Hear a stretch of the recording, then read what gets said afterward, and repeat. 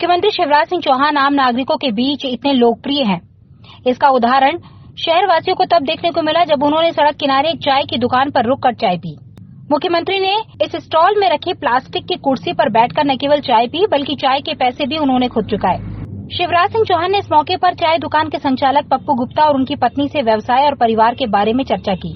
शिवराज सिंह चौहान को चाय की दुकान पर आया देख आसपास के काफी लोग एकत्र हो गए और उनके साथ बातचीत भी की। इस दौरान उनके साथ सांसद राकेश सिंह, विधायक अशोक रोहाणी, पूर्व मंत्री हरेंद्रजीत सिंह बब्बू और अभिलाष पांडे भी मौजूद रहे। मुख्यमंत्री शिवराज सिंह चौहान ने नर्मदा टी स्टॉल के संचालक पप्पू गुप्ता से पूछा कि उसे प्रधानमंत्री स्वनिधि योजना का लाभ मिला या नहीं। मुख्यमंत्री के आत्मीय व्यवहार से उत्साहित पप्पू ने जवाब में बताया कि न केवल उसे इस योजना के तहत 10,000 रूपये का ऋण प्राप्त हुआ बल्कि उसने इसमें से 5,000 रूपये चुका भी दिए हैं ताकि अगली बार उसे ज्यादा राशि के ऋण के रूप में मिल सके।